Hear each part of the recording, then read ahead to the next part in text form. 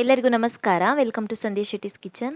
ಇವತ್ತಿನ ವಿಡಿಯೋದಲ್ಲಿ ಗರ್ಗರಿಯಾಗಿ ಹಾಗೆಯೇ ಬಹಳ ರುಚಿಕರವಾಗಿ ರವೆ ವಡೆನ ಹೇಗೆ ಪ್ರಿಪೇರ್ ಮಾಡೋದು ಅಂತ ನೋಡೋಣ. ತುಂಬಾ ಸುಲಭ ರವೆ ವಡೆ ಮಾಡೋದಕ್ಕೆ. ಅಡುಗೆ ಮನೆಯಲ್ಲಿ ಡೈಲಿ ಬಳಸುವಂಥ ಸಾಮಗ್ರಿಗಳನ್ನು ಯೂಸ್ ಮಾಡಿಬಿಟ್ಟು ಬಹಳ ಬೇಗನೆ ರೆಡಿ ಮಾಡ್ಕೊಳ್ಬೋದು. ಹಾಗೆಯೇ ಬಹಳ ರುಚಿಯಾಗಿರುತ್ತೆ ತಿನ್ನೋದಕ್ಕೂ ಕೂಡ.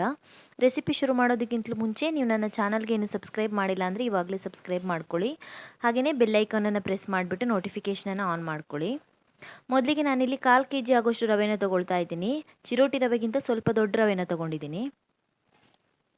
ಮೊದಲಿಗೆ ಇದಕ್ಕೆ 2 ಚೆನ್ನಾಗಿ ಹೆಚ್ಚಿರುವಂಥ ಹಸಿಮೆಣಸಿನ್ಕಾಯಿನ ಸೇರಿಸ್ಕೊಳ್ತಾ ಇದ್ದೀನಿ. ಹಾಗೆಯೇ 1 ಚಮಚ ಆಗುವಷ್ಟು ಚೆನ್ನಾಗಿ ಹೆಚ್ಚಿರುವಂಥ ಶುಂಠಿನ ಸೇರಿಸ್ಕೊಳ್ಳಿ. 2 ಚಮಚ ಆಗುವಷ್ಟು ಚೆನ್ನಾಗಿ ಹೆಚ್ಚಿರುವಂಥ ತೆಂಗಿನಕಾಯಿ ಚಿಕ್ಕ ಚಿಕ್ಕದಾಗಿ ಕಟ್ ಮಾಡಿ ಸೇರಿಸ್ಕೊಳ್ತಾ ಇದ್ದೀನಿ ತೆಂಗಿನಕಾಯಿನ. ಹಾಗೆಯೇ 1 ಚಮಚ ಆಗುವಷ್ಟು ಚೆನ್ನಾಗಿ ಹೆಚ್ಚಿರುವಂಥ ಕರಿಬೇವು, 2 ಚಮಚ ಆಗುವಷ್ಟು ಚೆನ್ನಾಗಿ ಹೆಚ್ಚಿರುವಂಥ ಕೊತ್ತಂಬರಿ ಸೊಪ್ಪು, ಹಾಗೆಯೇ 1 ಮೀಡಿಯಮ್ ಸೈಜ್ ಈರುಳ್ಳಿನ ಚಿಕ್ಕದಾಗಿ ಕಟ್ ಮಾಡಿಬಿಟ್ಟು ಆ್ಯಡ್ ಮಾಡ್ಕೊಳ್ತಾ ಇದ್ದೀನಿ. ರುಚಿಗೆ ತಕ್ಕಷ್ಟು ಉಪ್ಪನ್ನು ಸೇರಿಸ್ಕೊಳ್ಳಿ. ಉಪ್ಪು ಸೇರಿಸಿದ ನಂತರ ಚೆನ್ನಾಗಿ ಮಿಕ್ಸ್ ಮಾಡ್ಕೊಳ್ಬೇಕು. ನೀರೇನು ಸೇರಿಸಬಾರ್ದು. ಹಾಗೆಯೇ ಡ್ರೈ ಆಗಿ ಒಂದ್ಸಲ ಚೆನ್ನಾಗಿ ಮಿಕ್ಸ್ ಮಾಡ್ಕೊಳ್ಬೇಕು. ನಂತರ ಇದಕ್ಕೆ 2 ಚಿಟಿಕೆ ಆಗೋಷ್ಟು ಅಡುಗೆ ಸೋಡನ್ನು ಸೇರಿಸ್ಕೊಳ್ತಾ ಇದ್ದೀನಿ. ಹಾಗೆಯೇ 5 ಚಮಚ ಆಗೋಷ್ಟು ಗಟ್ಟಿ ಮೊಸರನ್ನು ಸೇರಿಸ್ಕೊಳ್ತಾ ಇದ್ದೀನಿ. ಸೊ ನಾನು 1/4 kg ರವೆ ತೊಗೊಂಡಿದ್ದೀನಿ. 1/4 kg ರವೆಗೆ 5 ಚಮಚ ಆಗೋಷ್ಟು ಮೊಸರನ್ನು ಸೇರಿಸ್ಕೊಂಡಿದ್ದೀನಿ. ನೀರು ಎಣ್ಣೆ ಏನೂ ಸೇರಿಸ್ಕೊಂಡಿಲ್ಲ. ಸ್ವಲ್ಪ ಗಟ್ಟಿ ಆಯಿತು ಅನಿಸಿದ್ರೆ ಮತ್ತೆ ಮೊಸರನ್ನು ಸೇರಿಸ್ಕೊಳ್ಳಿ, ನೀರು ಸೇರಿಸ್ಕೊಳ್ಬೇಡಿ. ಚೆನ್ನಾಗಿ ಕಲಿಸ್ಕೊಳ್ಳಿ. ನಮಗೆ ಈಸಿಯಾಗಿ ಉಂಡೆ ಮಾಡೋದಕ್ಕೆ ಬರಬೇಕು, ಆ ರೀತಿ ದಪ್ಪ ಕಲಿಸ್ಕೊಳ್ಬೇಕು. ಸೊ ಕಲಿಸ್ಕೊಂಡಿದ್ದೀನಿ ನಾನು, ಈ ರೀತಿ ತಿಕ್ಕಾಗಿ ಕಲಿಸ್ಕೊಳ್ಬೇಕು.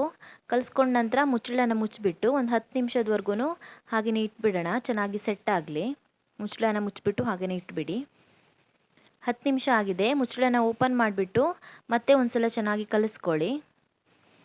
ಕಲಿಸ್ಕೊಂಡ ನಂತರ ಇವಾಗಲೇ ಉಂಡೆ ಮಾಡಿಬಿಟ್ಟು ರೆಡಿ ಮಾಡಿ ಇಟ್ಕೊಳ್ಬೇಕು. ಎಲ್ಲ ಹಿಟ್ಟಿಂದನೂ ಕೂಡ ಉಂಡೆ ಮಾಡಿಬಿಟ್ಟು ಈಗಲೇ ರೆಡಿ ಮಾಡಿ ಇಟ್ಕೊಂಡ್ರೆ ಮತ್ತು ನಾವು ಫ್ರೈ ಮಾಡುವಾಗ ಈಸಿ ಆಗುತ್ತೆ. ಮತ್ತು ರವೆ ವಡೆ ಫ್ರೈ ಮಾಡುವಾಗ ಈಸಿಯಾಗಿ ಬೇಗನೆ ಮಾಡ್ಕೊಳ್ಬೋದು. ಸೊ ಎಲ್ಲ ಹಿಟ್ಟಿಂದನೂ ಉಂಡೆಗಳನ್ನು ಮಾಡಿ ರೆಡಿ ಮಾಡ್ಕೊಳ್ಳಿ. ಸೊ ನಾನು ಎಲ್ಲ ಹಿಟ್ಟಿಂದನೂ ಉಂಡೆಗಳನ್ನು ಮಾಡಿ ರೆಡಿ ಮಾಡಿ ಇಟ್ಕೊಂಡಿದ್ದೀನಿ. ಜಾಸ್ತಿ ದೊಡ್ಡ ಉಂಡೆ ಮಾಡೋದು ಬೇಡ, ಚಿಕ್ಕ ಚಿಕ್ಕದಾಗಿ ಉಂಡೆಗಳನ್ನು ಮಾಡ್ಕೊಳ್ಳಿ. ರವೆ ವಡೆ ಇರುತ್ತಲ್ಲ ಅದರ ಸೈಜ್ಗೆ ತಕ್ಕ ಹಾಗೆ ಉಂಡೆಗಳನ್ನು ಮಾಡಿ ರೆಡಿ ಮಾಡಿ ಇಟ್ಕೊಳ್ಳಿ. ರವೆ ವಡೆ ಫ್ರೈ ಮಾಡ್ಕೊಳ್ಳೋದಕ್ಕೆ ಎಣ್ಣೆನ ನಾನಿಲ್ಲಿ ಆಲ್ರೆಡಿ ಕಾಯೋದಕ್ಕೆ ಇಟ್ಟಿದ್ದೀನಿ. ಎಣ್ಣೆ ಚೆನ್ನಾಗಿ ಕಾದಿದೆ. ಇವಾಗ ನಾವು ರೆಡಿ ಮಾಡ್ಕೊಂಡಿರುವಂಥ ಉಂಡೆಗಳನ್ನು ತಗೊಂಡು ಅಂಗೈಯಲ್ಲಿ ಲೈಟಾಗಿ ಪ್ರೆಸ್ ಮಾಡಿಬಿಟ್ಟು ಎಣ್ಣೆಯಲ್ಲಿ ಬಿಡಬೇಕು ಕಾಯೋದಕ್ಕೆ. ಜಾಸ್ತಿ ತೆಳು ಮಾಡ್ಕೊಳ್ಳೋದು ಬೇಡ, ಸ್ವಲ್ಪ ದಪ್ಪ ಇರಲಿ. ಜಾಸ್ತಿ ತೆಳು ಮಾಡಿಕೊಂಡ್ರೆ ಪೂರ್ತಿಯಾಗಿ ಕ್ರಿಸ್ಪಿಯಾಗಿ ಬರುತ್ತೆ, ತಿನ್ನೋಕ್ಕೆ ಚೆನ್ನಾಗಾಗಲ್ಲ. ನಮಗೆ ಹೊರಗಡೆ ಮಾತ್ರ ಕ್ರಿಸ್ಪಿ ಬರಬೇಕು, ಒಳಗಡೆ ಸಾಫ್ಟ್ ಇರಬೇಕು. ಆ ರೀತಿ ಇದ್ದರೆ ಮಾತ್ರ ತಿನ್ನೋದಕ್ಕೆ ಇನ್ನೂ ರುಚಿಯಾಗಿ ಬರುತ್ತೆ. ಸೊ ಲೈಟಾಗಿ ಪ್ರೆಸ್ ಮಾಡಿದ್ರೆ ಸಾಕು. 2 ಅಂಗೈಗಳಿಗೆ ಎಣ್ಣೆನ ಅಪ್ಲೈ ಮಾಡ್ಕೊಳ್ಳಿ. ಎಣ್ಣೆ ಅಪ್ಲೈ ಮಾಡಿಕೊಂಡ್ರೆ ಕೈಗೆ ಅಂಟ್ಕೊಳ್ಳೋದಿಲ್ಲ ಹಿಟ್ಟು.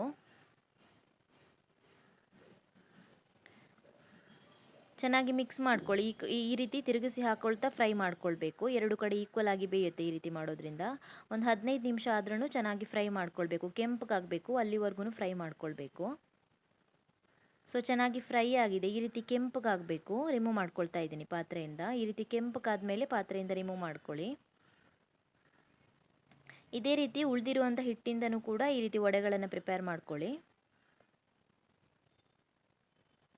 ತುಂಬಾ ಚೆನ್ನಾಗಿರುತ್ತೆ. ಇವಾಗಂತೂ ಮಳೆ ಬೀಳ್ತಾ ಇದೆ. ಮಳೆ ಬೀಳುವಾಗಂತೂ ಈ ರೀತಿ ಕುರುಕುಲು ತಿಂಡಿ ಇದ್ದರೆ ಟೈಮ್ ಪಾಸ್ ಆಗುತ್ತೆ ಚೆನ್ನಾಗಿ. ತಿನ್ನೋದಕ್ಕೂ ಕೂಡ ತುಂಬಾ ಚೆನ್ನಾಗಿರುತ್ತೆ.